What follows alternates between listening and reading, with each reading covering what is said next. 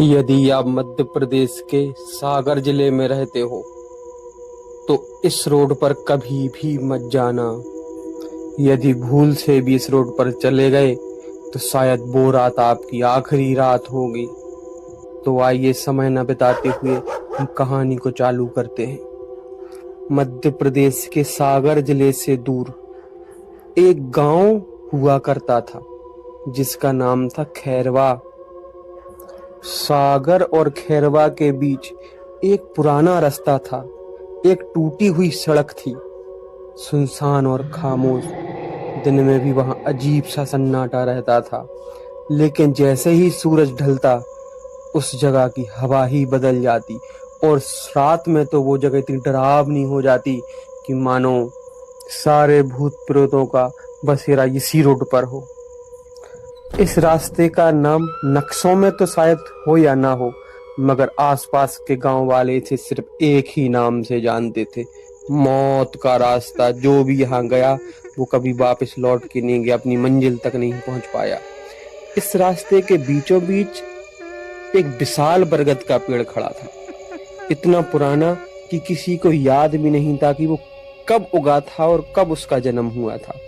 इतना बड़ा कि उसकी छाया पूरे रोड को ढक लेती थी और इतना डरावना कि लोग उसकी तरफ देखना भी पसंद नहीं करते थे। उसकी जड़ें जमीन से बाहर निकली ऐसे फैली हुई थी जैसे किसी के हाथ जो कि किसी को पकड़ने के लिए बेताब हों। खैरवा गांव में एक बूढ़ा आदमी रहा करता था, राम कुमार। उसकी आंखों में हमेशा डर बसा रहता था। वो अक्सर बच्चों को एक ही बार बार बार कहता, सूरज ढलने के बाद उस बरगद के पास कभी मत जाना, वरना वो तुम्हें बुला लेगा। शायद मानो कि रामस्वरूप ने उस पेड़ के बारे में जानता हो। जब रामस्वरूप की बातें उसका पोता सुनता तो बार बार यही बोलता, कौन बुला लेगा बाबूजी?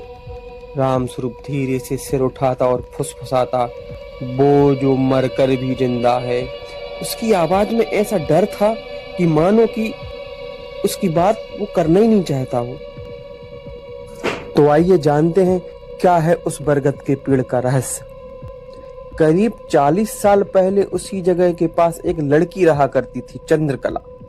वो बहुत ही खूबसूरत थी, लेकिन उसकी जिंदगी दुखों से भरी हुई थी। उसकी शादी एक ऐसे आदमी से हो गई थी जो शराब पीता था, लड़ाई करता था, उससे रोज मारपीट करता था, मतलब कई तरीके के ताने देता था। इसी के चलते चंद्रकला का दिल कहीं और आ गया। वो अर्जुन नाम का एक युवक से प्यार करती थी।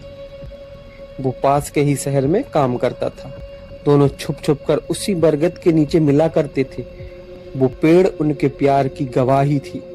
उनकी हंसी, उनके सपने, उनके वादे सब उसी पेड़ के नीचे पनपे थे।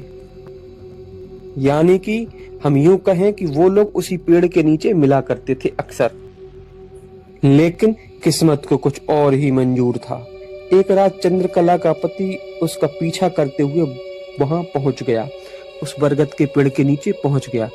उसकी आंखों में सिर्फ गुस्सा था। अर्जुन कुछ समझ पाता उससे पहले ही उस आदमी ने उस पर हमला कर दिया। चंद्रकला के पति ने अर्जुन पर हमला कर दिया। चंद्रकला चीखती रही, रोती रही, लेकिन उस रात किसी ने उसकी आवाज नहीं सुनी।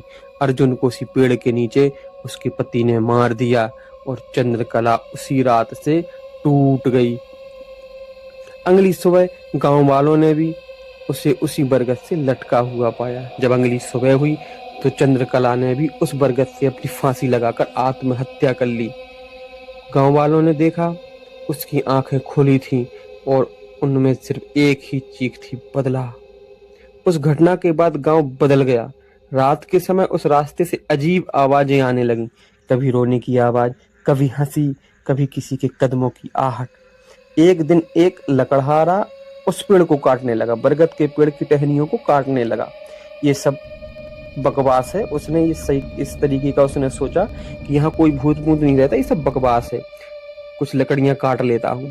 जैसे ही उसने कुल्हाड़ी उठाई, पेड़ की एक जड़ ही ली, वो ठिठर गया।